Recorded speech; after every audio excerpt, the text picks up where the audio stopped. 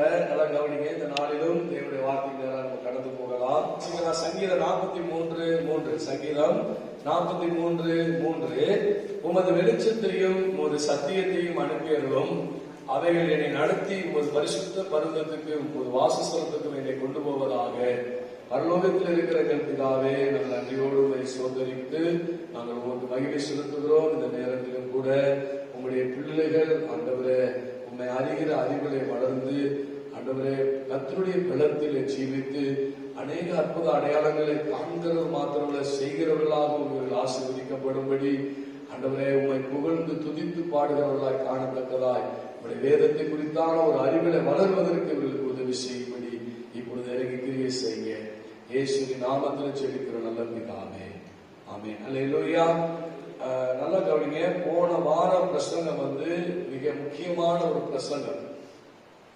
ஆனா எத்தனை பேர் அதை நீங்கள் எடுத்துக்கொண்டீர்கள், அதை நீங்க திரும்ப அதை ஃபாலோ பண்ணீங்கன்னு எனக்கு தெரியாது. ஆனா நீங்க இப்படி கேட்கிறவர்களாய் மாத்திரம் வராதபடி அதன்படி என்ன பண்ணணும், செய்கிறவர்களாய் நீங்கள் என்ன செய்யணும், இருக்கணும். சரிங்களா? இப்ப நல்லா கவனிங்க. நீங்க இப்ப என்னுடைய பழக்கம் அப்படின்னு பாத்தீங்கன்னா, வீட்டை விட்டு வெளியே போகும்போது என்ன பண்ணுவேன், ஜெபம் பண்ணுவேன். நடந்து போனாலும் சரி, பைக்கில் போனாலும் சரி, வீட்டை விட்டு வெளியே போனா ஜெபம் பண்ணணும். சரிங்களா? சாப்பிடும் போது ஜெபம் பண்ணிட்டு சாப்பிடும். சரிங்களா? திரும்ப வீட்டுக்கு வரும்போது ஜெபம் பண்ணணும். சரிங்களா? ஏதோ ஒரு காரியத்தை செய்யும் போது ஜெபம் பண்ணணும். இப்படி செய்யறது எத்தனை பேரு கை விட்டு பார்க்கலாம். அதனால புரிஞ்சுக்கலாம். வீட்டை விட்டு வெளியே போகும்போது, சாப்பிடும் போது, ஒரு காரியத்தை செய்யும் போது, ஒரு காரியத்தை துவங்கும் போது நான் ஜெபம் பண்ணிட்டே செய்வேன். ஒரு சின்ன ஜெபமா தான் பண்ணுவேன். அப்படி சொல்ற பேருங்க. சரி, 4-5 பேர் கை தூக்குறீங்க. இப்ப நல்லா கவனி. இதுக்கு என்ன அர்த்தம்? இப்ப நீங்க ஜெபம் பண்றது என்ன அர்த்தம்? எதை காமிக்குது? என்னது? அதாவது தேவனை குறித்த ஒரு அறிவு என்னை ஜெபிக்க வைக்கிறது. அப்ப தேவனை நான் ஜெபிப்பது எதுனா, தேவனை பற்றி அறிந்தது மாத்திரம் இல்ல, நான் இன்னும் அறிய என்ன செய்றேன், விரும்புறேன். இன்னும் அறிய விரும்புறேன். இப்ப நல்லா கவனிங்க. நான் ஜெபம் பண்றேன், நான் போயிட்டு திரும்பி வீட்டுக்கு அனுப்பிச்சுறேன் அப்ப தேவன் என்னை பாதுகாக்கிறவரா எனக்கு நினைச்சா இருந்தா அப்படிங்கிறது நான் என்ன செய்யறேன், அதன் மூலமா அறியணும். சரிங்களா? அதே மாதிரி நான் சாப்பிடுற சாப்பாடு இன்னைக்கு எல்லாமே விஷமா என்ன செய்யுது இருக்கு. நாம் ஜெபம் பண்ணிட்டு சாப்பிடும் போது அந்த ஆகாரம் நமக்கு பலனுள்ளதாய் மாறுகிறது. அப்படியே அவர் மாற்ற வல்லமுள்ள தேவன் என்பதை என்ன செய்ய நான் அறிந்திருக்கிறேன். அறியாவிட்டாலும் அதை ஜெபம் பண்ணும் போது எனக்கு என்ன செய்ய, அவர் இப்படி என்னை பாதுகாக்கிற தேவனாய் இருக்கிறார் எப்படி சொல்லி நம்ம என்ன செய்யலாம், அறிகிற ஒவ்வொரு விஷயமும் என் ஜெபத்தை பதில் கொடுக்கிறவராய் இருக்கிறார். இப்படி நம்ம அவரை அறிகிற அறிவை தான் இந்த ஜெபம் வெளிப்படுத்துது. அப்ப யாரு தேவனை பற்றி அறிய விரும்புகிறீர்களோ அவர்களுக்கு தான் அவர் வெளிப்படுவார். சொல்ற பக்கத்துல பார்த்து, நீங்க தேவனை அறிய விரும்பினால் அவர் உங்களுக்கு வெளிப்படுத்துவார். அப்ப நான் ஜெபம் பண்றது எதுனா, நான் தேவன் யார் என்று அறிந்தது மாத்திரமல்ல, அவர் இனிமே செய்ய போகிற அற்புதத்தின் மூலமாகவும் என் தேவனை பற்றி நான் என்ன செய்றேன், அறிகிறேன். அதனால வளர்ந்துகிட்டே இருக்கிறேன். அதனால என்ன பண்றேன், நான் வளர்ந்துகிட்டே இருக்கிறேன். அதனால தீமையிலிருந்து விலகி, பொல்லாப்பிலிருந்து விலகி நான் என்ன செய்றேன், இந்த உலகத்திலே நான் வாழ்ந்து கொண்டிருக்கிறேன். அதான் இங்க சொல்றாரு. அவர் என்ன சொல்றாரு, உமது வெளிச்சத்தையும் ஒரு சத்தியத்தை அனுப்பியர்களும் அவைகளை நடத்தி உமது பரிசுத்த பருவத்துக்கும் ஒரு வாசஸ்தலத்துக்கு என்ன செய்ய, என்னை அது நடத்தும். அப்ப தேவனை அறிகிற அறிவு, அது வெளிச்சம் சத்தியங்கிறது கொண்டு வருவேன். தேவனை குறித்தான அறிவு என்ன பண்ணுனா, நம்மளை சரியா என்ன பண்ண நடத்தும். அதுதான் ஜெபத்துக்கு அடையாளம். நீங்க ஜெபம் பண்ணாம இருக்கிறவங்களுக்கு என்ன அர்த்தம் தெரியுமா, நான் போயிட்டு எப்படி வந்துருவேன்ப்பா, நான் எனக்கு எந்த தீங்கு என்ன செய்யாது. ஆமா, இப்படி நம்ம போறது தன்பலத்துல ஓடுறதுக்கு அர்த்தம். நீங்க நல்லா கவனிங்க. எப்பவுமே நீங்க என்ன நிலைமையில இருந்தாலும் சரி, ஏசப்பா நடக்கும். ஒரு வார்த்தை போதும், ஏசப்பா நான் போறேன், எனக்கு சக்சஸா பண்ணி கொடுங்க. நீங்க செஞ்சு பாருங்க, உங்க வாழ்க்கையில தேவன் அவர் கிரியை செய்ய ஆரம்பிக்கலாம். அந்த கிரியை நம்ம இன்னும் வளர என்ன செய்யும் பண்ணும். சரிங்களா? இப்ப விஷயத்துக்கு வாங்கினா, போன வாரம் எடுத்த அந்த செய்தியை சுருக்கமா உங்களுக்கு சொல்லி நான் தொடர்ச்சியா நான் சொல்ல நான் விரும்புகிறேன். ஏன்னா அதோட தொடர்ச்சி தான் இதுக்கு நான் எடுக்க போகிறது. நல்லா கவனிங்க. இஸ்ரவேல் ஜனங்களும் மோசே அந்த அந்த 15ஆம் அதிகாரத்துல அவர் பாட்டு பாடுறாங்க. அது மோசையின் பாட்டு கூட என்ன செய்வாங்க பேரு சொல்லுவார்கள். அப்ப இந்த பாட்டை பாடுவதற்கு முன்பாக அவருடைய நிலைமை என்ன அப்படின்னு பாத்தீங்க அப்படின்னா, வெளநற்று போனவர்களாக இருந்தார்கள், புலம்புகிறவர்களாக இருந்தார்கள், ஒரு பாதுகாப்பு இல்லாத ஒரு சூழல்ல வாழ்ந்தார்கள். அதனால அவருடைய வாழ்க்கையிலே தேவனை மறந்தவர்களை போல இருந்தார்கள். அவர்கள் அதனால செயலற்று போயிருந்தார்கள். அதனால தேவனை தன் சொல்லவோ மற்றவர்களுக்கு சொல்லவோ தன் பிள்ளைகளுக்கு சொல்ல கூட மனதில் என்ன செய்யல இல்ல. இந்த மாதிரி ஒரு சூழல்ல தான் அவங்க இருந்தார்கள். அந்த நிலைமையிலிருந்து கர்த்தர் அவர்களை மாற்றினபடினால் அவர்கள் சொல்லுகிறார்கள், இது எங்க பலத்தில நாங்கள் கடந்து வரல, கர்த்தருடைய பலத்தினால் எங்களுக்கு வந்தனால கர்த்தர் எங்களுக்கு பலனா இருந்தார். அவர் நாங்கள் புலம்பிக் கொண்டிருந்த எங்களை அவர் கீதமானார். எங்களுக்கு என்னவா மாறினார்? கீதமா மாறினார். அதனால எங்களுக்கு நல்ல வாழ்க்கை என்ன செஞ்சார்? தந்தார். அதனால இனிமே அவருக்காக நாங்கள் என்ன பண்ணுவோம்? வாழுவோம் அப்படி சொல்லி என்ன பண்ணாங்க? அவங்க பாடினார்கள். அப்ப நீங்க எந்த நிலைமையில இருந்தாலும் அதை மாற்ற வல்லமையுள்ள தேவனாக அவர் இருக்கிறார். அப்ப இவங்க முதலாவது சொல்கிற ஒரு வார்த்தைனா, கர்த்தர் எனக்கு பெலன் அப்படின்றாங்க. அப்ப ஒரு மனிதனுக்குள்ள பெலன் இருக்குமானால் அவருடைய செயல்பாடுகள் எல்லாம் உற்சாகம் உள்ளதா என்ன செய்யும் இருக்கும். பெலன் இல்லாவிட்டால் அவருடைய வாழ்க்கையில் நடக்கிற எல்லாமே ஒரு சோர்வாக, ஒரு சுறுசுறுப்பாக அவனை நடக்க முடியாது, செய்ய முடியாது. அப்ப நம்மளுக்கு பெலன் அவசியம். நம்ம பெலத்தை வச்சு கொஞ்ச நாள் ஓடலாம், அந்த பெலனால நம்மளால என்ன செய்ய முடியாது, நீடித்த நாட்கள் செயல்பட முடியாது. அப்ப கர்த்தருடைய பெலன் நமக்கு வேணும். அப்ப கர்த்தருடைய பலன் வேணும்னா நம்ம என்ன செய்யலாம்? கர்த்தரை தேவனை அறிகிற அறிவு நமக்கு வேணும். அல்லேலூயா. அதை நம்ம போன வாரம் பார்த்தோம். சரிங்களா? தேவனை பற்றி அறிகிற அறிவு நமக்கு வரும் பொழுது நமக்கு பலன் உண்டாகும். அல்லேலூயா. பலன் என்ன செய்ய உண்டாகும் அப்படி சொல்லி பார்த்தோம். அப்ப தேவனை பற்றி அறிவதற்கு நம்ம எங்க போகணும்? இந்த வேத வசனங்களை நாம் எந்த அளவுக்கு வாசிக்கிறோமோ, தியானிக்கிறோமோ, ஆராய்கிறோமோ, அந்த அளவிற்கு தேவன் யார் என்பதை என்ன செய்ய முடியுமா? நம்ம அறிய முடியும். அப்ப இந்த வேத வசனத்தை நான் அறியும் போது எனக்குள்ள தேவனை நான் அறிகிறது மாத்திரமல்ல, எனக்குள்ளே விசுவாசம் வருகிறது. கேள்வினாலே விசுவாசம் வரும். இந்த விசுவாசம் என்ன பண்ணும்னா உலகத்தை ஜெயிக்க வைக்கும். என்ன பண்ண? உலகத்தை ஜெயிக்கணும். என்ன? என் உலகத்தில் வருகிற பிரச்சனைகள், பாடுகள், போராட்டங்கள், தோல்விகள், நஷ்டங்கள், வேதனைகள், கண்ணீர்கள், இவை எல்லாவற்றையும் இந்த விசுவாசம் என்ன பண்ண ஜெயிக்க வைக்கும் அப்படி சொல்லி நம்ம போன வாரம் பார்த்தோம். அப்ப தேவனை பற்றி அறிகிற அறிவரிசையே நமக்கு. அதே மாதிரி பாத்தீங்கன்னா சில எக்ஸாம்பிள் மோசை குறித்து, பவுலை குறித்து பார்த்தோம். அதுல ஒரு காரியத்தை குறித்து நான் சொல்ல விரும்புகிறேன். 1 சாமுவேல் 30ஆம் அதிகாரம் 6வது வசனத்துல தாவீது தன் தேவனாகி கர்த்தருக்குள் தன்னை திடப்படுத்தி கொண்டான் அப்படின்னு போட்டிருக்கு. அவன் பாருங்க, தன்னால வாழக்கூடிய குடும்பங்கள் ஒரு 600 குடும்பம் இருக்குன்னு நினைக்கிறேன். 600 முதல் 400 இப்ப 600 அப்படின்னு நினைக்கிறேன், எனக்கு சரியாகல. அந்த அத்தனை குடும்பங்களும் யாராலதான் காப்பாற்றப்படுகிறது? அந்த தாவீதாலதான் என்ன செய்யுது? காப்பாற்றப்படுகிறது. அந்த 600 குடும்பம், அந்த குடும்பம் அவன் கூட இருக்கிற அத்தனை குடும்பத்துக்கும் அவன் உணவு கொடுக்கிறான். அவங்களுக்கு வேண்டிய எல்லாவற்றையும் இந்த தாவீது மூலமாக தான் நிறைவேற்றி கொண்டிருக்கிறது. அப்ப தாவீதினாலே நன்மை பெற்ற அந்த ஜனங்கள் தங்கள் குடும்பங்களை இழந்தார்கள். அதே மாதிரிதான் தாவீது என்ன செஞ்சாரு? இழந்தார். அவங்க என்ன நிலைமையில இருந்தாங்களோ அதே நிலைமையில தான் தாவீது என்ன செஞ்சாரு? இருந்தார்.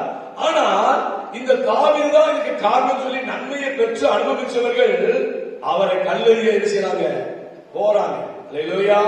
கல்லெறிய போறாங்க. ஆனா தாவீது அதுல அந்த நேரத்தில் சொல்றார், தன்னை திடப்படுத்தி கொண்டான். அப்ப திடப்படுத்திக் கொள்வதுனா என்ன அப்படின்னு உங்களுக்கு சொன்னேன். இங்க எடுத்த எனக்கு சரியாகும், நான் மறுபடியும் சொல்லுகிறேன். திடப்படுத்திக் கொள்வது என்ன என்றால் என்ன? ஒரு 1 சாமுவேல் 23:16-17 அவன் கையை திடப்படுத்தி அப்படி சொல்றது. அதாவது யோனத்தான் தாவீதை பார்த்து என்ன செய்யறான், அவனை திடப்படுத்தினான் என்று சொல்லப்பட்டது. எப்படி திடப்படுத்தினான்? நீ பயப்பட வேண்டாம், என் தகப்பனாகிய சவுலின் கை உன்னை கண்டுபிடிக்க மாட்டாது, நீ இஸ்ரவேலின் மேல் ராஜாவா இருப்பேன், அப்பொழுது நான் உனக்கு இரண்டாவதா இருப்பேன், அப்படி நடக்கும் என்று என் தகப்பனாகிய சவுலும் அறிந்திருக்கிறான் என்றார். அல்லேலூயா. அப்ப திடப்படுத்தினா நல்ல வார்த்தைகளை சொல்லுவது. திடப்படுத்தினது நான் இப்ப பாருங்க, உதாரணத்துக்கு பாத்தீங்கன்னா நீங்க கவனிச்சு பாருங்க, ஒருத்தர் நீங்க சந்திக்கிறீங்க, சந்திக்கும் போது அவங்க என்ன பண்றாங்களா, உங்களை பார்த்து அவங்களுடைய நிலைமையெல்லாம் என்ன செய்யறாங்க, சொல்றாங்க. சொல்லும் போது நீங்க என்ன திருப்பி பதில் சொல்லுவீங்கன்னா, ஒரு சிலர் என்ன சொல்லுவாங்க பாத்தீங்கன்னா, அவங்க இருக்கிற வேதனை இன்னும் கூட்டு மாதிரி என்ன செய்வாங்க, பேசுவாங்க. அது நினைப்பீங்க, நான் வரேன் உங்க வீட்டுக்கு, நீங்க சொல்றீங்க எங்க வீட்டுல என்னென்ன பிரச்சனை இருக்கு பாஸ்டர், இப்படி எல்லாம் நடக்குது அப்படிலாம் நடக்குது அப்படின்னு சொல்றீங்க. நான் என்ன சொல்றேன், இந்த மாதிரி ரொம்ப வேதனை நீங்க இருக்கிறீங்க. அந்த நேரத்தில் நான் சொல்றீங்க, சாமியை பார்த்து என்ன சொல்றேன், நீங்க சர்ச்சுக்கு ஒழுங்கா வர்றதில்லை, நீங்க ஜெபம் பண்றது இல்லை, நீங்க பைபிள் வாசிக்கிறது இல்லை, நீங்க பாவம் செய்றீங்க, நீங்க அதை பண்றீங்க இதை பண்றீங்க, அதனால உங்க வீட்டுல என்ன செய்யுது இப்படின்னா நீங்க எப்படி இருப்பீங்க, படுவாரு. நேரம் பார்த்து நம்மள என்ன செய்யலாம், கொள்றானே, இது எதுக்கு வந்தானே தெரியலையே அப்படின்னு செய்ய நம்ம மேற்கொண்டுதான் வேதனை என்ன செய்ய வரும். அப்ப என்னையே உங்களுக்கு விருப்பம் என்ன செய்யாது, வராது. அப்ப நீங்க இப்ப என்ன பாருங்க, இப்ப மறுபடியும் சொல்ற திட்டப்படுத்தணும் என்னன்னா, இப்ப நான் வந்த உடனே நீங்க உங்க பிரச்சனை சொல்றீங்க, கலங்காதீங்க, பயப்படாதீங்க, கண்டிப்பா கர்த்தர் உங்களை என்ன செய்வாரு, ஆசீர்வதிப்பாரு, உங்களை மேன்மையாக்குவாரு. அப்படி என்னாவது மன ஒரு ஆறுதலுடைய ஒரு திட்டம் வரும், ஒரு தைரியம் வரும். நான் ஒரு ஊர்ல போய் போன வாரத்துல ஒரு ஊருக்கு போனேன், புதிய ஒரு குடும்பத்துக்கு ஜெபம் பண்றதுக்காக போனேன். அங்க ஒரு அம்மா அழுது தாங்க முடியாம அழுது கொட்டணும் தோணுது இருக்கு, அப்படியே கண்ணு பூரா பார்த்து தண்ணியா நிக்குது, அப்படியே அழுது அப்படியே கத்தணும் போல அதுக்கு இருக்குது. நான் உணர்றேன், கத்தணும் போல அதுக்கு இருக்கு, பக்கத்துல உட்கார்ந்து கண்ணு குளமா நிக்குது. அப்ப நான் கேட்டேன், உங்களுக்கு அழகு போல தோணுது, ஆனா அழக்கூடாம அடக்கிட்டு இப்ப உட்கார்ந்து இருக்கிறீங்க, என்ன அப்படி உங்களுக்கு பிரச்சனை அப்படின்னு சொல்லும்போது 2 சொட்டு தண்ணி தப்புன்னு நினைச்சிருச்சு, கண்ணுல இருந்து விழுந்துருச்சு. அப்ப அவங்க சொல்ற காரியத்தை சொன்னாங்க. அப்ப நான் என்ன சொன்ன தெரியுமா, இந்த வருஷம் உங்களுக்கு அற்புதம், அந்த காரியத்தை சொல்லி இந்த அற்புதம் நடக்கும். அப்படியே மூஞ்சி அப்படியே இருந்துச்சு, மாறிடுச்சு. இதுதான் திடப்படுத்துறது, புரியுதுங்களா? அப்ப இன்னொரு பாருங்க சொல்றாரு, இப்படித்தான் இவன் என்ன செய்ய, இவன் சவுலால கொன்றுவானோ, என்னை கொன்று போட்டுருவானோ அப்படிங்கிற பயத்துல தாவீது என்ன செய்யறாரு, இருக்கிறாரு.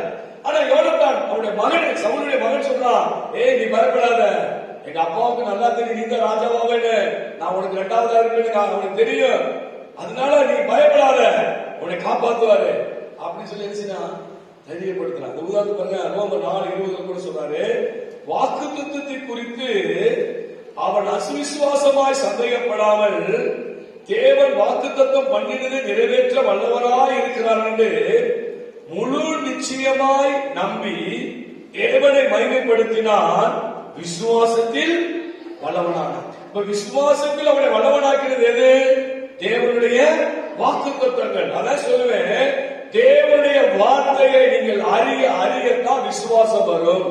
தேவனுடைய என்ன வர விசுவாசம் வரும். அந்த விசுவாசம் உலகத்தை என்ன பண்ண ஜெயிக்க வைக்க.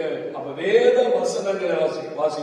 இதுல இருந்து என்ன கற்றுக்கொண்டோம், இதுல இருந்து நாம் என்ன செய்யணும், என்ன தீர்மானம் எடுத்தோம் அப்படின்னா அப்படியே போயிட்டோம், அவ்வளவுதான்.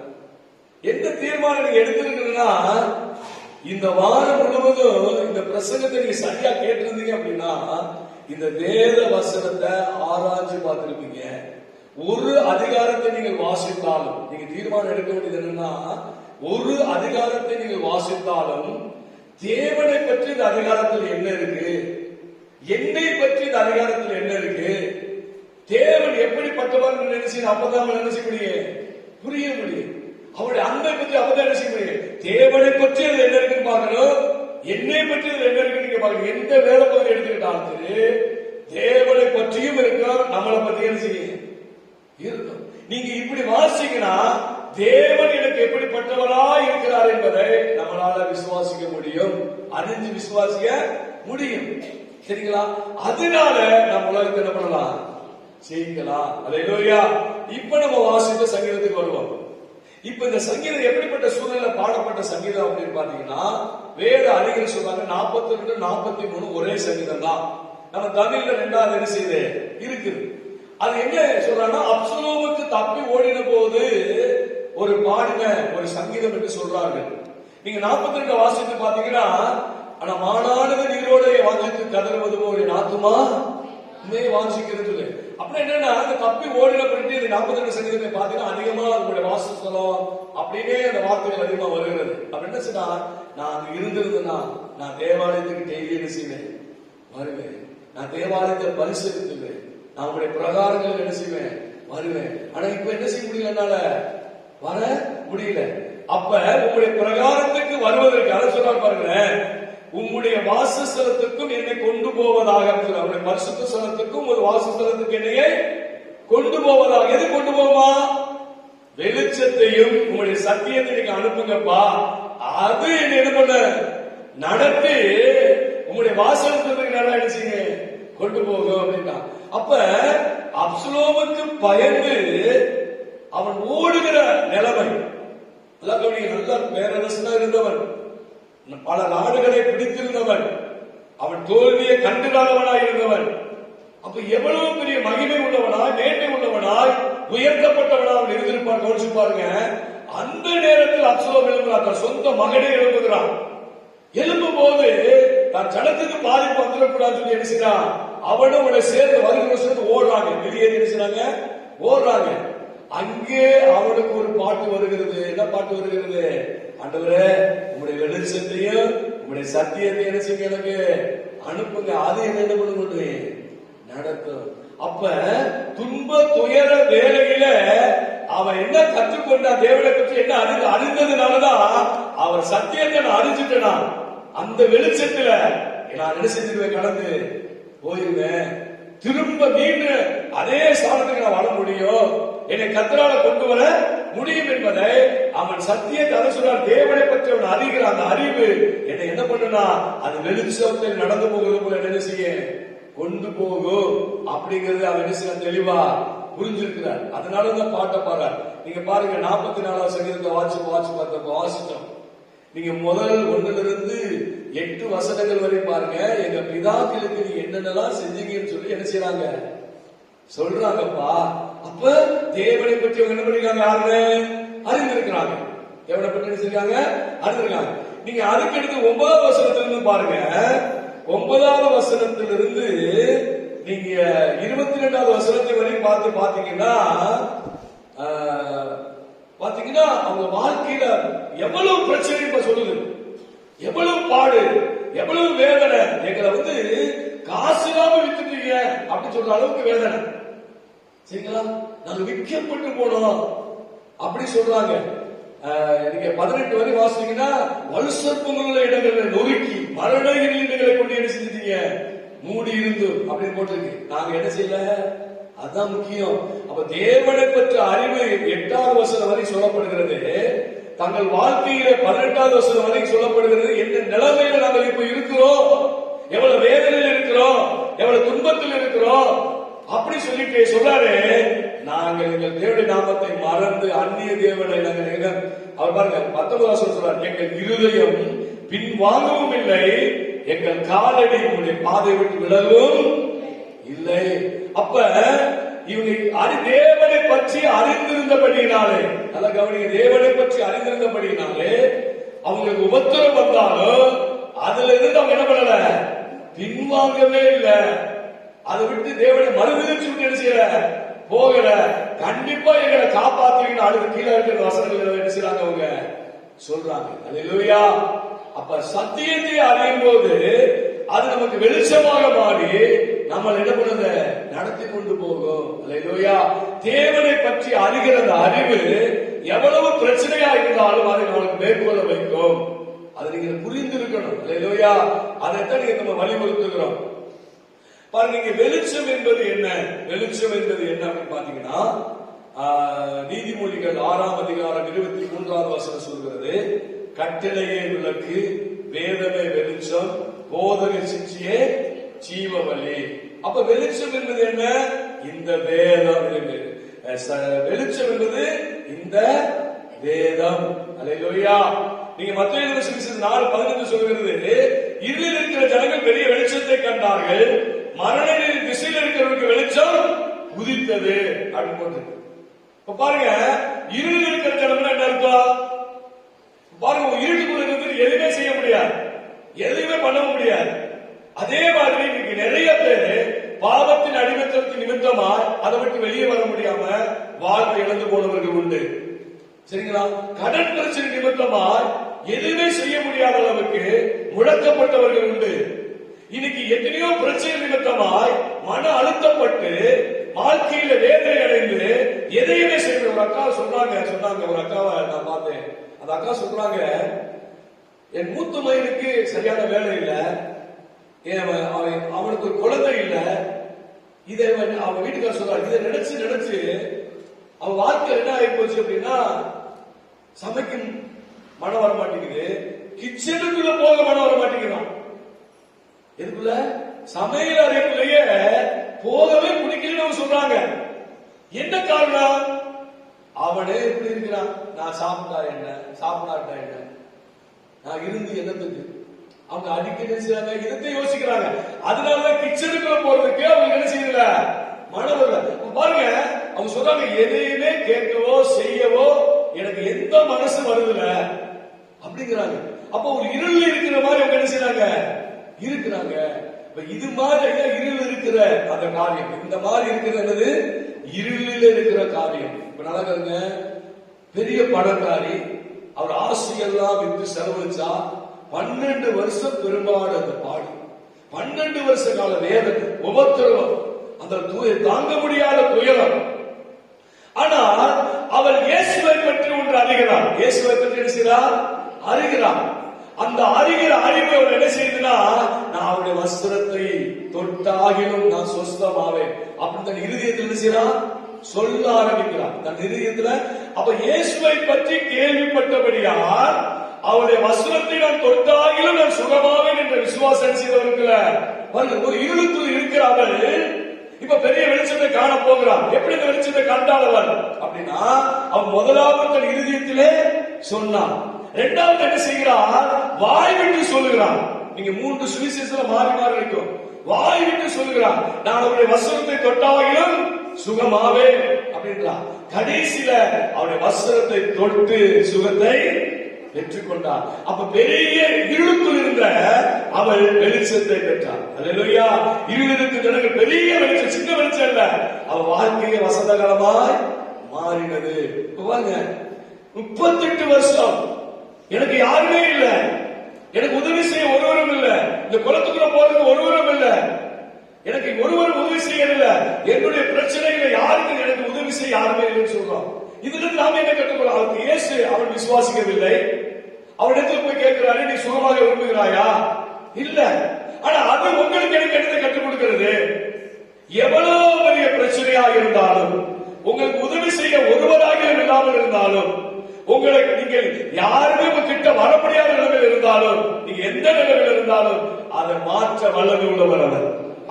அந்த அற்புதத்தின் மூலமாக உங்களுக்கு எனக்கு அவர் கற்றுக் கொடுக்கிறது யார் என்னன்னா, யாருமே உங்களை விட்டு போனாலும், உங்களுக்கு உதவி செய்ய ஒருவராக வராட்டாலும், அது எத்தனை வருஷ பிரச்சனையா இருந்தாலும், இயேசுவிடத்தில் வரும் பொழுது அந்த இயேசுவை பற்றி நம்ம அறியும் போது அந்த பெரிய வெளிச்சம் அவர்களை உதிக்கும்.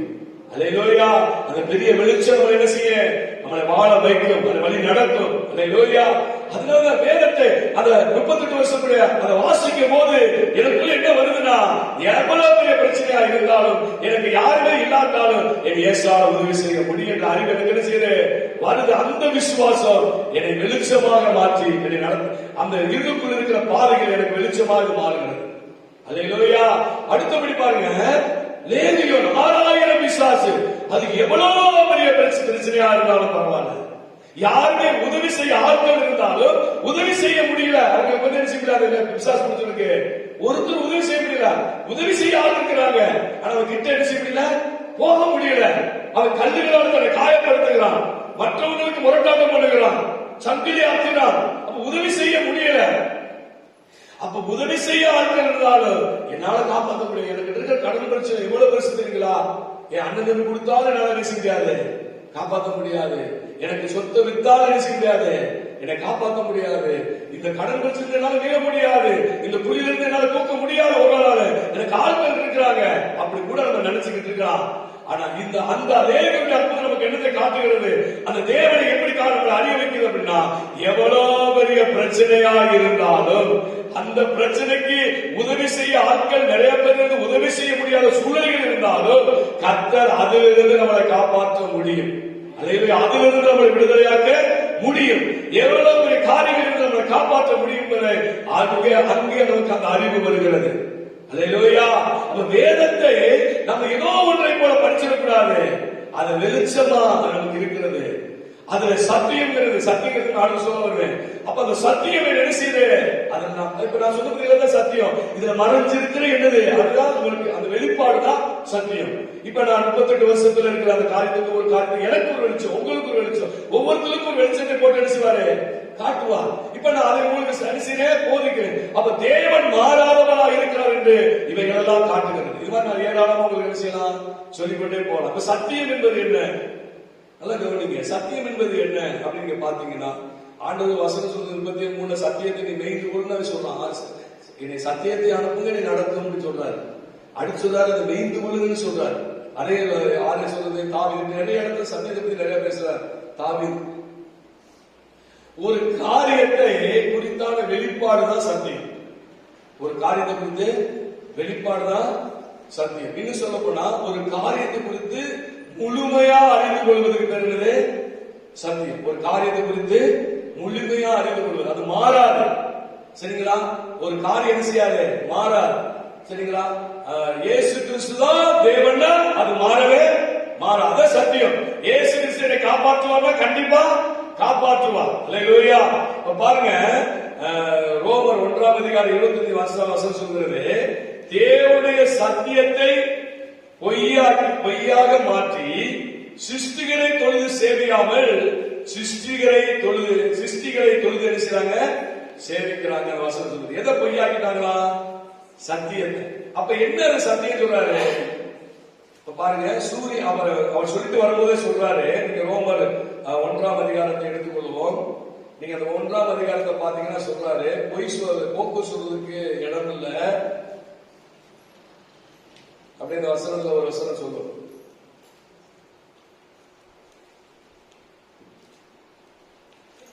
பதினெட்டாவது வசனத்துக்கு நான் வாசிக்கிறேன் பாருங்க. 17 இருந்து நான் 16 இருந்து வாசிக்கிறேன். கிறிஸ்துவின் சுவிசேஷத்தை குறித்து நான் வெட்கப்படேன். முன்பு யூதரிலும் பின்பு கிரேக்கிலும் விசுவாசிக்கிறவனுக்கு அதை அவனுக்கு ரட்சிப்பு உண்டாவதற்கு அது என்னவா இருக்குது, தேவ பலனாக. சுவிசேஷம் என்பது நமக்கு என்னவா இருக்கிறது, தேவ பலனாக. சுவிசேஷம் இயேசு கிறிஸ்துவை பற்றி அறிவது நமக்கு தேவ பலனாய் இருக்கிறது. பாருங்க, சத்தியத்தை அநியாயத்தினால் அடக்கி வைக்கிற மனுஷனுடைய எல்லாவித அவபக்திக்கும் அநியாயத்துக்கும் விரோதமாய் தேவ கோபம் வானத்திலிருந்து வெளிப்படுத்தப்பட்டிருக்கிறது. சத்தியம் சொல்ற, சத்தியத்தை அநியாயத்தினால் அடக்கி வைக்கிற மனுஷனுக்கு என்ன இருக்கான், தேவ கோபம் இருக்கலாம். இப்ப பாருங்க, அடுத்த சொல்றது, தேவனை குறித்து அறியப்படுவது அவர்களுக்குள் வெளிப்படுத்தப்பட்டிருக்கிறது. தேவனே அதை அவர்கள் என்ன செஞ்சிருக்காரு, வெளிப்படுத்தி இருக்கிறார் அப்படி சொல்றார். அப்ப தேவனை குறித்து அறியப்படுவது அவர்களுக்குள் என்ன செஞ்சிருக்கு, இந்த சத்தியம் என்று சொல்லிட்டு அப்படி சொல்றாரு பாருங்க. சத்தியம்னா என்னன்னு சொல்றாரு அதை. சரிங்களா? அறியப்படுவதற்கு அவர்களுக்குள்ளே வெளிப்படுத்தப்பட்டிருக்கிறது. சரிங்களா? அப்பதான் சொல்லுங்க, சத்தியம் என்பது என்னன்னா நம்மளுடைய காரியத்தை அறிந்து கொள்வதற்கு நமக்கு வருகிற வெளிப்பாடு. சரிங்களா? அடுத்து சொல்றாரு, தேவனே அதை உங்களுக்கு என்ன செஞ்சிருக்காரு, வெளிப்படுத்தி இருக்கிறாரு. எப்படின்னா, காணப்படாதவைகளாகிய அவருடைய நித்திய வல்லமை, தேவத்துவம் என்பவைகள் உண்டாக்கப்பட்டிருக்கிறதினாலே உலகம் உண்டாத முதற்கொண்டு தெளிவாய் காணப்படும். அதனால் அவர்கள் போக்கு சொல்ல இடமில்லை. சரிங்களா? அப்ப அவர்கள் தேவனை அறிந்தும் அவரை தேவனென்று மகிமைப்படுத்தாமலும் சோத்தறியாமல் இருந்து தங்கள் சிந்தையினால் வீணரானார்கள். உணர்வு இல்லாத அவருடைய இருதயம் இருளடைந்து அவர்கள் தங்களை நாடு என்று சொல்லி பைத்தியங்களாயினார்கள். அழிவில்லாத தேவனுடைய மகிமை அழிவுள்ள மனுஷர்கள், பறவைகள், மிருகங்கள், ஊர் பிராணிகள் ஆகிய இவைகளுக்கு ரூபத்துக்கு ஒப்பாக மாற்றினார்கள். அப்படி சொல்லிட்டே வரும்போது சொல்றாரு, தேவனுடைய சத்தியத்தை அவர்கள் பொய்யாய் மாற்றி சிருஷ்டிகளை தொழுது சேவியாமல் சிருஷ்டியை தொழுது சேவித்தார்கள்.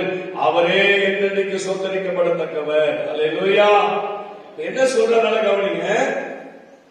இப்ப சூரியனை பாருங்க, சூரியனை பாருங்க.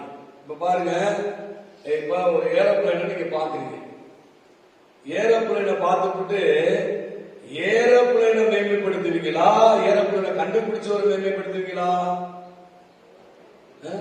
இவ்வளவு பெருசு எப்படி அது பறக்குது, அதனால அதுதான் அதை போய் விமர்சிச்சிருவான், வணங்கிடுவோம், கும்பிட்டுருவோம் அப்படின்னு இருக்குமா? அதை அதிகமா பயன்படுத்துறவங்க. கப்பல் நம்ம சின்ன கல்ல போட்டா கண்ணிகள் போயிருது, அவ்வளவு பெரிய கப்பல் என்ன செய்யுது, கடல்ல மிதக்குது. அப்படின்னு பார்த்து கப்பலை பார்த்து பிரமிப்புமா, அதை கண்டுபிடிச்சவன் பார்த்து பிரமிப்புமா? அழகோடிங்க, தண்ணியில அது மிதக்குதுன்னு பார்க்கிற அறிவில்லாதவன் ஆச்சரியமா கப்பலை பார்ப்பான். ஆனா அறிவு உள்ளவன் என்ன பார்ப்பான், அந்த கப்பலை கண்டுபிடிச்சு எவ்வளவு அறிவு உள்ளவனா இருந்திருப்பான். அப்ப நம்மளும் எதையாரும் நினைச்சேன் இப்படி செய்யணும், என்ன செய்ய அப்படி உள்ளவனுக்கு தான் வரும். அல்லேலூயா. அப்ப இதே மாதிரிதான் சூரியனை பார்த்தா அங்க போற வெயில் இங்க தாங்க முடியல. அப்ப அதை படைச்சவன் எப்படி இருப்பாரு சிந்திக்கிறத விட்டுவிட்டு அதை பார்த்து என்ன செய்யறாங்க, வணங்குறாங்க. சரிங்களா? அதே மாதிரி ஒரு காற்ற கையினால் எடுத்துக்கிறாரா, பிடிச்சிடும் அப்படின்றார் வசனம் இருக்கு. ஆனா அந்த காற்று கொஞ்சம் வேகமா அடிச்சா பைக்கில் கூட வேலை செய்யல, போக முடியும். அப்ப அதை படைச்சவர் எவ்வளவு வல்லமையா இருப்பாரு. அப்ப சத்தியம் இதுதான். அழகவனிங்க, அவர் எப்படிப்பட்டவரா இருப்பாரு, அந்த அறிவு நமக்கு என்ன செய்ய வேணும். இந்த அறிவு இல்லாதனால்தான் இதை அவரை தொழுது பதிலாக எதை தொழுது விடுறாங்க. அத இப்ப பாருங்க, நம்ம வந்து சமையல் சூப்பரா இருக்கு, சமையல் வந்து ஒருத்தர் சாப்பிடணும், சமையல் சூப்பரா இருக்குன்னு இருக்குது, சமையல்காரன் அடுத்தனால சமையலை பத்தினா அந்த சாப்பாடு தூக்கிட்டு 10 மணி வச்சிருக்குமா சொல்லுங்க. ஒரு வெள்ளை அடிக்கிறாங்க அப்படின்னா அவங்க நல்லா செய்யறாங்க அப்படின்னு பார்த்தா அவங்களை மறுபடியும் என்ன செய்வாங்க, அந்த ஆட்களை கூப்பிடுவோம். இதே மாதிரி வேற ஆளை வச்சு பெயிண்ட் அடிக்கிறீங்க அப்படின்னு நினைச்சிருக்க மாட்டோம், அந்த ஆளை கூப்பிடுவோம். அப்படிதான் என்ன வரும். அப்ப இதே மாதிரிதான் தேவன் எப்படிப்பட்டவனு இயற்கை என்ன செய்யுது சொல்லுது. ஆனா இயற்கையை தொழுது கொள்வாங்க மக்கள், ஆனா அவரை மறந்துட்டாங்க. அதான் சொல்றாரு. அப்ப சத்தியம் என்ன சொல்றாருன்னா, அவரை குறித்த அறிவு இந்த வேத வசனங்கள் மூலமா இயற்கையில உண்டாகிருக்கிற காரியங்கள் மூலமா வெளிப்படுத்தப்பட்டிருக்கிறது. அதுதான் சத்தியம். ஆனா அதை பொய்யாக்கிட்டாங்க, பொய்யாக்கிட்டு உண்டாக்கப்பட்டதை கும்பிடுறாங்க அப்படின்ற. நீங்க அடுத்து பாருங்க, எபேசியர் 4ஆம் அதிகாரத்துக்கு வருவோம். எபேசியர் 4ஆம் அதிகாரம், அதுல வந்து 14 இருந்து நான் வாசிக்கிறேன். நாம் இனி குழந்தைகளாகிறாமல் மனுஷனுடைய சூதும் வஞ்சிக்கிறதுக்கு ஏதுவான தந்திரமுள்ள போதகமாகிய பலவிதமான காற்றினாலே அலைகளை போல அடிபட்டு அலைகளாகிறாமல். சரிங்களா? எப்படி குழந்தைகளால் என்ன செய்யக்கூடாது, இருக்கக்கூடாது. மனுஷனுடைய சூதும் வஞ்சிக்கிறது தந்திரமுள்ள போதகமாகிய பலவிதமான காற்றுகளால். நல்ல கவனிங்க, நீங்க சொல்றாங்க இந்த மாதிரி அலைஞ்சிட்டு திரிஞ்சுக்கிட்டு இருக்காதீங்க. அவர் சொல்றாரு, அடுத்த வசனம் சொல்றாரு, 19 சொல்றாரு, அன்புடன் சத்தியத்தை கைக்கொண்டு தலையாகி கிறிஸ்துவுக்குள் எல்லாவற்றிலும் நாம் வளர்களாகும்படிக்கு அப்படி செய்தார். இந்த சத்தியம் என்ன பண்ணுதுன்னா நம்மளை வளர பண்ணுமா. இந்த வேத வசனத்தை அறிய அறிய அது வருகிற வெளிப்பாடு நம்ம என்ன பண்ண, வளர பண்ணு. எப்படி வளர பண்ண? அவராலே சரீரம் முழுவதும் அதற்கு உதவியாக இருக்கிற சகல கணுக்களும் இசைவாய் கூட்டி இணைக்கப்பட்டு ஒவ்வொரு அவயவமும் தன் தன் அளவுக்கு தக்கதாய் கிரியை செய்கிறபடியே அது அன்பினால் தனக்கு பத்திவிருத்தியை உண்டாக்குவதற்கு ஏதுவான சரீர வளர்ச்சியை உண்டாக்குகிறது. அல்லேலூயா. என்ன வளர்ச்சி உண்டாக்குகிறது? சரீர வளர்ச்சி. அப்ப சத்தியம் என்பது என்ன நடவடிக்கை, நம்மளை வளர்ச்சி அடைவதற்கு உதவி செய்கிறது. அப்ப நான் வளர்ச்சி அடைவதற்கு அதை குறித்தான ஒரு தெளிவு இருக்கணும், அதை குறித்தான ஒரு வெளிப்பாடு எனக்கு என்ன செய்யணும், இருக்கணும். அப்ப சத்தியம் என்பது என்ன, வெளிப்பாடு. சொல்றார் தாவீது, ஆண்டவரே என்னை என்ன செய்ய, உங்க வெளிச்சத்தையும் உங்க சத்தியத்தையும் எனக்கு அனுப்பி என்னை அதை நடத்துங்க, நான் அப்பொழுது உங்களுடைய வாசஸ்தலத்துக்கு நடத்திடுவேன், போயிடுவேன் அப்படிங்கிறார். அல்லேலூயா. அந்த வெளிப்பாடு கொடுங்க, அந்த சத்தியத்தை எனக்கு தாங்க அப்படின்னு செய்றாரு, அப்படி கேட்கிறார். அல்லேலூயா. இன்னும் நம்ம புரியுமா சொல்றோம். 2 பேதுரு நம்ம எடுத்துக்கோ 1ஆம் அதிகாரத்தை எடுத்துக்கொள்வோம். 2 பேதுரு 1ஆம் அதிகாரத்தை நம்ம எடுத்துக்கொள்வோம். கவனிங்க, 2 பேதுரு 1ஆம் அதிகாரம் 2வது வசனம். நான் ஒவ்வொரு வசனமா உங்களுக்கு சொல்றேன் பாருங்க. தேவனையும் நம்முடைய கர்த்தராகிய இயேசுவை அறிகிற அறிவினாலே உங்களுக்கு கிருபையும் சமாதானமும் பெருக கடவுது. எதனால சமாதானமும் கிருபையும் பெருகுதா? இயேசுவை பாருங்க, அங்க நம்முடைய கர்த்தராகிய இயேசுவை தேவனையும் போட்டு, தேவனையும் நம்முடைய கர்த்தராகிய இயேசு கிறிஸ்துவை அறிகிற அறிவினாலே உங்களுக்கு கிருபையும் சமாதானமும் பெருகுவதாக. நீங்க இயேசுவை எந்த அளவுக்கு நீங்க விசுவாசிக்கிறீர்களோ அந்த அளவுக்கு கிருபை உங்களுக்கு என்ன செய்ய பெருகும், அந்த அளவுக்கு சமாதானம் உங்களுக்கு என்ன செய்ய பெருகும். நீங்க நிறைய நேரங்களை பாருங்க, இப்ப கிருபை என்பது என்னன்னா தகுதி இல்லாத ஒரு மனிதனை தகுதிப்படுத்துவது. அப்ப இயேசுனா யாருன்னா தகுதி இல்லாத ஒருத்தனை தகுதிப்படுத்தும்படி வந்தவர் தான் இயேசு. அதனால இவர் கிருபை. சரிங்களா? இப்ப எப்பயுமே பாருங்க, ஒரு மனுஷன் வந்து பாவம் செஞ்சுக்கிட்டே இருக்கிறான்னு வச்சுக்கோங்களேன், அந்த பாவம் செய்கிறவனை எப்ப பார்த்தாலும் நீ பாவம் செய்யற குத்திக்கிட்டே நம்ம இருந்தோம்னா அவன் பாவத்தை விட்டு வெளியே வருவானா, பாவத்தில் இருப்பானா? அவன் பாவத்தையே சுட்டி சுட்டி பாருங்க. எத்தனையோ காலத்துக்கு முன்னாடி பாவத்தை இருப்பாங்க, ஆனா என்ன செய்வாங்க அந்த பாவத்தை இப்ப நம்ம அந்த பாவங்களை பார்க்கும்போது பார்ப்போம், அதே மாதிரி என்ன செய்வோம் பார்ப்போம். நல்லா கவனிங்க, இயேசு அப்படி பார்க்கல. இப்ப உங்க பிள்ளை அப்படி பாவத்தை செஞ்சிருச்சு, சரிங்களா? உங்க பிள்ளை என்ன பண்ணிருச்சு, பாவத்தை தெரிஞ்சிருச்சு, கைய கால உடைச்சு போற அளவுக்கு பாவத்தை சமரிச்சுனா உன் கண்ணுல முளையா வச்சிருக்கேன், உன் கண்ணுல என்ன செஞ்சிருவேன், வெங்காயத்தை வச்சு எதையாவது மிரட்டலாம், ஆனா மிளகா வச்சிருமா? பொல்லாத தகப்பன் மாதிரி நல்ல ஈவை கொடுக்க அறிந்திருக்கும் போது அவர் பரமபிதா நமக்கு நல்ல ஈவை செய்வாரு, தருவாரு. உங்களை என்ன செய்ய மாட்டாரு, அப்படியே கைய கால ஒடிச்சு போட்டுரு அப்படின்னு என்ன செய்ய மாட்டாரு, சொல்ல மாட்டார். நல்ல கவனிங்க, நீங்க ரோமர் 1 போனீங்கன்னா ஏன் அவன் பாவம் செய்யணும் போயிடானா அவனை ஒப்பு கொடுத்துறாரு அப்படின்னு போட்டிருக்கு. இவன் இப்படி செய்யாதனால, இந்த சத்தியத்தை பொய்ய ஆக்கினதுனால, இவன் என்ன செய்யறான் இப்படி மாறினதுனால, அவன் சத்தியத்தை விரும்பாதனால, வெளிப்பாட்டை விரும்பாதனால அவனை இச்சை ரோகங்களுக்கு என்ன செய்யறாரு, ஒப்பு கொடுத்து கீழே ஒரு 16 நாய் வரும், அந்த நாய்க்கு ஒப்பு கொடுத்துறாரு. நல்லா புரிஞ்சுக்கிட்டீங்களா? அப்ப அவர் என்ன செய்யறாருன்னா, ஒருத்தனை எப்பயுமே அவனை கட்டி தூக்கி நம்ம எப்படி நம்ம பிள்ளைகளை இந்த இது இப்படி போகுது அப்படின்னா நம்முடைய அன்பை என்ன செய்யணும் அப்படி காட்டி அந்த அன்பினாலே அவருடைய சர்வன் என்ன செய்யுது கொண்டு வரும். இதுக்கு பேர் தான் கிருபை. இதத்தான் இயேசு நமக்கு என்ன பண்றாரு, செய்கிறார். அல்லேலூயா. நீங்களும் அப்படி செய்கிறவா இருந்தா பாவியா இருக்கிறவங்களை காப்பாற்ற முடியும், மோசமான நிலைமையில் இருக்கிறவங்களை என்ன செய்ய முடியும், காப்பாற்ற முடியும். அவங்களுடைய பாவத்தை நம்ம சுட்டி காமிச்சு பேசினாதான் கண்டிச்சாதான் சரியான, அதை கண்டிக்கிறவங்க கண்டிக்கணும், அதே சமயம் அதே வேலையை செய்யக்கூடாது இருக்க நம்ம கூடாது. நல்லா கவனிக்கல. அப்ப அந்த கிருபை எனக்கு வந்துருச்சு அப்படின்னா எனக்கு என்ன வந்து சமாதானம். அப்ப இது எதுல வரும், இயேசு யார் என்பதை நம்ம புரிகிறது வைத்து வரும். கிருபை எப்படி வருது, இயேசுவை யார் என்று அறிகிற அறிவில் நமக்கு என்ன செய்யுது வருகிறது என்பதை புரியும். அடுத்து பாருங்க 3ஆம் வசனம், நம்முடைய மகிமையினாலும் காரியத்தினாலும் அழைத்தவரை அறிகிற அறிவினாலே.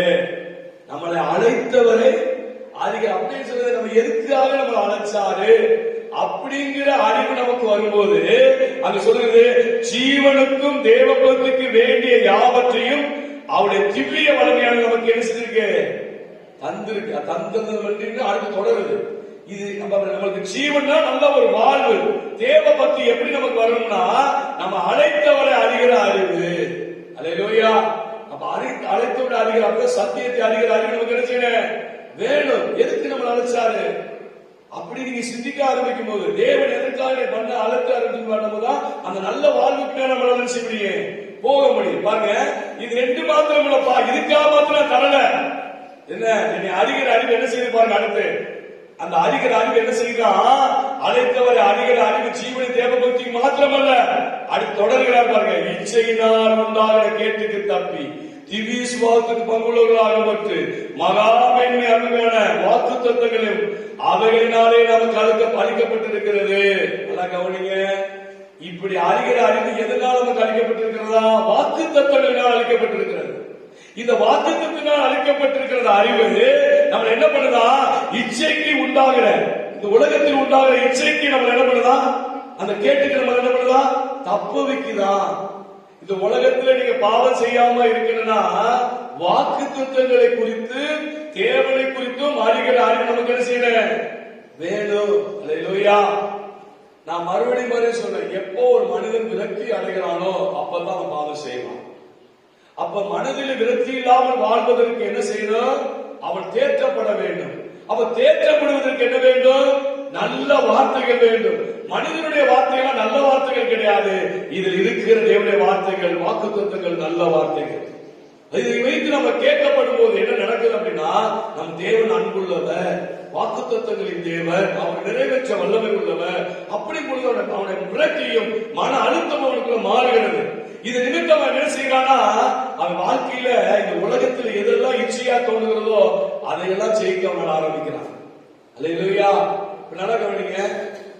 அவரை அறிகிற அந்த அறிவு நம்ம என்ன பண்ணுதுன்னா, இச்சையா இருக்கிற இந்த உலகத்தின் மேல் பேராசையா இருக்கிற அது கேவலமா இருக்கிற அதுல இருந்து நம்ம தப்ப வைக்க வேண்டும் என்றால் அவர் அறிகிற அறிவு நமக்கு ரொம்ப முக்கியம். அல்லேலூயா. நீங்க தொடர்ந்து பாத்தீங்கன்னா இப்படி சொல்லிட்டே வருவாரு, இப்படி இருக்கிற நீங்க அதிக சாக்குவதால் உங்கள் விசுவாசத்தோடு, சரிங்களா, தைரியத்தையும் தைரியத்தோடு நாணத்தையும் இப்படி ஒண்ணுனா சொல்லி இச்சை அடக்கத்தையும் இதெல்லாம் எப்படி வரும்னா அவரை அறிகிற அறிவுலதான் வரும். சரிங்களா? கூட்டி வழங்குன்னு சொல்லிட்டு உங்க 8வது சொல்றாரு பாருங்க, இவைகள் உங்களுக்கு உண்டாயிருந்து பெருகினால் உங்களை நம்முடைய கர்த்தராகிய இயேசு கிறிஸ்துவை அறிகிற அறிவினாலே வீணரும் கனியற்றவர்களா இருக்க ஓட்டாதிரு இருக்கதுமாயிருக்க ஓட்ட. அப்படி என்ன சொல்றாருன்னா, நீங்க கனியற்றவர்களாக விடாது. தேவனை அறிகிற அறிவு கனி கொடுக்க வைக்கும். தேவனை அறிகிற அறிவு கனி கொடுக்க வைக்கும். அல்லேலூயா. அதனால புரிந்து கொள்ளுங்க. நீங்கள் நான் இந்த நாட்களில் சிந்திக்கிற அதிகாரத்தை வாசி பாருங்க. சத்தியத்தை, அந்த சத்தியம் நம்ம என்ன பண்ணணும்னா, தேவனை அறிகிற அறிவினாலே சத்தியம் நமக்கு என்ன செய்து வெளிப்படுத்தப்படுகிறது. அந்த சத்தியம் நம்மளை என்ன பண்ணுகிறதுனா, நம்மளை ஆசீர்வதிக்கிறது மாத்திரமல்ல, இந்த உலகத்தின் பாவங்களிலிருந்து நம்மளை தப்பு வைக்கிறதா என்ன செய்து இருக்கிறது. இப்ப நம்ம அந்த அறிவு வளராதனாலதான் குழந்தைகளை போல இருந்துகிட்டு நம்ம என்ன பண்றோம், அலைந்து திரிகிறோம். அப்ப வெளிப்பாடு ஒண்ணு வந்துருச்சுன்னா நான் அதுல இருக்கேன். இப்ப பாருங்க, இப்ப நான் ஜெபம் பண்ணிக்கிட்டு இருக்கிறேன். ஆண்டவர் என்ன பண்றாருன்னா, இந்த ஊழியத்தை நான் என்னென்னமோ செஞ்சு பாக்குறேன், உலகத்துல வேலையெல்லாம் இழந்து செஞ்சு பாக்குறேன், ஒன்னும் ஆகல. அப்ப தேவனிடத்திலிருந்து ஒரு வெளிப்பாடு வருது, நீ நம்முடைய ஊழியத்தை என்ன செய்யணும் அப்படி ஒரு வெளிப்பாடு வருது. அந்த வெளிப்பாட்டை நான் உட்காரும் போது அந்த வெளிப்பாடு என்ன பண்ணுது, என்னை வளமாக்கி இன்னைக்கு ஒரு சபையை உருவாக்க ஆண்டவர் என்ன செஞ்சாரு, உதவி செய்திருக்கிறார். கொஞ்சம் பேர் சபை ஆதாயப்படுத்த இருக்குது, அந்த வெளிப்பாடு தான் உதவி செய்திருக்கிறது. இப்ப நீங்க ஒரு வேலை செய்யறீங்க அப்படின்னா எத்தனையோ வேலை இருக்கு, ஆனா உங்களுக்கு எதுவுமே கை கொடுக்கல. ஆனா ஒரே ஒரு வேலை மட்டும் நீங்க கை கொடுத்து உங்களுக்கு உயர்ந்து வந்திருக்கீங்கன்னா அதை குறித்த ஒரு அறிவு உங்களுக்கு கிடைச்சிருக்கு, இருந்திருக்கு. அந்த அறிவு தான் அதை செய்ய வச்சிருக்கு, அந்த வெளிப்பாடு தான் உங்களை செய்ய வச்சிருக்கு. அதனால நீங்க உறுதியா செய்வீங்க, நிக்கிறீங்க. சில பேர் பாருங்க, இந்த வேலைக்கு போறதா, அந்த வேலைக்கு போறதா, இங்க போறதா, இங்க போறதா, இப்படி அளந்துகிட்டே உருப்படாம செய்றாங்க. ஒரு அறிவு இல்லாதனாலதான். அப்ப அந்த அறிவு ரொம்ப முக்கியம். அப்ப எதை குறித்த அறிவு நமக்கு வேணும்? சத்தியத்தை அறிகிற அறிவு உங்களை விடுதலையாக்கும். சத்தியத்தை அறிகிற அறிவு என்ன செய்ய விடுதலையாக்கும். நம்ம சத்தியத்தை அறியும் போதுதான், ஒரு வெளிப்பாடை நாம் பெறும் பொழுதுதான் எதை சாதிக்க முடியும். அல்லேலூயா. அதை நீங்கள் புரிந்து கொள்ளுங்கள். இந்த சங்கீதம் 43:3, அந்த 42-43 அவனுடைய துன்ப துயரங்களிலிருந்து அவனை காப்பாற்றுகிறது எதுனா, அவன் அறிந்திருக்கிறான், தாவீது அறிந்திருக்கிறார், சத்தியம் தான் என்னை என்ன செய்யறது காப்பாற்றும், அவருடைய வெளிச்சம் தான் என்னை என்ன செய்ய நடத்தும், அவருடைய சத்தியம் தான் அதிலிருந்து என்ன செய்ய வழிநடந்து போக முடியும். அப்பொழுது நான் மீண்டும் அந்த வாழ்வினால் என்ன செய்ய முடியும், பெற்றுக்கொள்ள முடியும் என்பதை அவர் புரிந்திருக்கிறார். அவை நான் உங்களுக்கு தெளிவா சொல்றேன். நான் சொன்ன பிரசங்கம் உங்களுக்கு புரியாட்டாலும் பரவாயில்ல, ஆனா ஒன்று புரிந்து கொள்ளுங்கள், தேவனை அறிகிற அறிவு நமக்கு விசுவாசத்தை கொண்டு வரும். அந்த விசுவாசம் உலகத்தை செய்ய வைக்கும். அப்ப தேவனை குறித்த அறிவு எப்படின்னா, சத்தியம் வெளிப்பாடா நம்ம அறிவை பெற்றுக்கொள்ளணும். அந்த அறிவு நமக்கு வேணும். சத்தியத்தை அறிகிற சத்தியம்னா என்ன, அது அப்படின்னா ஒரு வெளிப்பாடு நம்ம பெற்றுக்கொள்ளணும். நான் வாசிக்கிற வேத பகுதி எனக்கு என்ன ஆண்டு சொல்றாரு, என்ன அது மூலம் பேசுறாரு, அந்த வெளிப்பாடு தான் சத்தியம். இதை நான் பெற்றுக்கொள்ளணும். அப்படி ஒண்ணு வெளிப்படுத்துறாருன்னா அதை கண்டிப்பா மாத்தவே மாட்டார். அது மாறாத ஒன்று சத்தியம். அப்படி வெளிப்பாடு நம்ம பெற்றுக்கொண்ட உடனே இப்படி பவுல் அதை பெற்றுக்கொண்டுதான் சொல்றாரு, நான் விசுவாசத்தை என்ன பண்ணேன், காத்துக்கொண்டேன், அந்த போட்டி முடித்தேன் அப்படின்ற. அல்லேலூயா. நீங்கள் தான் பாருங்க, மோசே எவ்வளவு விலகிடப்பட்டிருந்தாலும் அந்த வெளிப்பாடை பெற்ற உடனே அவன் எப்பவே சோர்ந்து போகவில்லை. அவன் கர்த்தருடைய பலனுக்குள்ளே நின்று அவன் ஓடி ஜெயிச்சு 21 லட்சம் பேரை என்ன செஞ்சாரு, காப்பாத்தினாரு.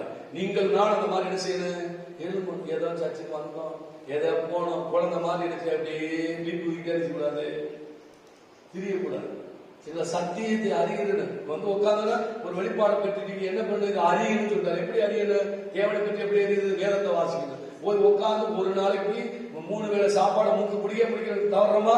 பச்சை சாப்பிடுறோம், அப்புறம் மத்தியானம் பச்சை சாப்பிடுறோம், இது காலைல சாப்பாடு, இடையில பச்சை சாப்பிடுறோம், அப்புறம் மத்தியானம் நல்லா மூக்கு முட்டை சாப்பிடுறோம், அப்புறம் அதுக்கு பின்னாடி என்ன செய்யறோம்? இரவோட திங்கிறோம், அடுத்து நைட்டு மூக்க முட்டை என்ன செய்யறோம்? அடிக்கிறோம். இதுல விடுறோமா? இதை விட மேலானது இந்த சாப்பாடு. சரிங்களா? இந்த வேதத்தை நீங்க வாசிக்கணும். ஒரு அதிகாரத்தையாக நீங்க வாசிக்கணும். ஒரு அதிகாரத்தை நீங்க 10 திரும்ப வாசிக்கலாம், அதுல உங்களுக்கு சத்தியம் வெளிப்படும். தேவன் யார் என்பதை என்ன செய்வாரு? வெளிப்படுத்துவார். அந்த அறிவு என்னை எல்லாவற்றையும் ஜெயிக்க வைக்கும். அல்லேலூயா. என்னை கலர் உள்ளவனாய் மாற்றும். இந்த உலகத்தை ஜெயிக்க வைக்கும். அல்லேலூயா. இந்த தீர்மானத்தோடு போகணும். இந்த வாரம் பைபிள் கொண்டு வந்தேன், அடுத்த வாரம் தான் பைபிள் கொண்டு நினைச்சுக்கூடாது, தூக்கிட்டு வரக்கூடாது. சரிங்களா? எத்தனை பேர் போன வாரம் நான் பைபிள் வாட்சேன் ஒவ்வொரு நாளும் அப்படி கைதுங்க? அதுக்கு ஒரு சிலர் தூக்குறீங்க, பரவாயில்ல, நிறைய பேர் கை தூக்குது மேல. நீங்க ஜெபம் மட்டும் பண்ணி ஒரு பிரயோஜனம் இல்ல, கொஞ்சமாவது என்ன செய்யணும்? பைபிளை வாசிக்கணும். இதுலதான் விசுவாசம் வரும். அல்லேலூயா. இந்த விசுவாசம் தான் நம்ம ஜெபிக்க வைக்கணும். இந்த விசுவாசம் தான் என்ன பண்ண? ஜெபிக்க வைக்க. ஜெபிக்க வைக்கும் இன்னும் இந்த கத்தனை யாரும் நினைச்சே வைக்க, என்னை பார்க்க வைக்கணும். அது இன்னும் வளர்ந்துகிட்டே நம்ம போறதுக்கு தான் சத்தியம் தேவை. அல்லேலூயா. வளர்ச்சி அடைவதற்கு எது தேவை? சத்தியம் தேவை. நம்ம எல்லாம் ஜெபம் பண்ணுவோம். எங்களை நேசிக்க நல்ல தகப்பனே, அருமையான வேளையில் இந்த இடத்தில் வந்திருக்கிற யாவரும் உங்களுடைய வெளிப்பாடு உடையவர்களா இந்த சத்தியத்தை அறிகிற அறிவு உங்களுடைய பிள்ளைகளுக்கு வருவதாக. வேத வசனத்தை குறித்தான அறிவு, அறிகிற அறிவு, அதுல உண்மை குறித்தும் ஆண்டவரே அறிகிற அந்த அறிவு உங்களுடைய பிள்ளைகளுக்குள்ள வந்து அதுல விசுவாசத்தில் வல்லவர்களாகி இந்த உலகத்தை ஜெயிக்கிறவர்களாக நீங்களுடைய ஆசீர்வதித்து உயர்த்துங்க. உங்க கரங்களில் நான் ஒப்பு கொடுக்கிறேன். அதன் மூலமாய் சத்தியத்தை அறிவீர்கள், சத்தியம் உங்களை விடுதலையாக்குன்ற வார்த்தையின்படி என் வாழ்க்கையில் எல்லாவற்றையும் விடுதலையாக்கி ஆண்டவரே சுகத்தை பெற்றுக்கொண்டு, விடுதலை பெற்றுக்கொண்டு, ஆரோக்கியத்தை பெற்றுக்கொண்டு, நன்மையை பெற்றுக்கொண்டு, ஆசீர்வாதங்களை பெற்றுக்கொண்டு அநேகருக்கு ஆண்டவரை ஆசீர்வாதமான பாத்திரங்களாக வளர்வதற்கு உதவி செய்யும். நம்முடைய கருத்தை நாங்கள் ஒப்பு கொடுக்கிறோம். இயேசுவின் நாமத்தில் ஜெபிக்கிறோம் நல்ல பிதாவே.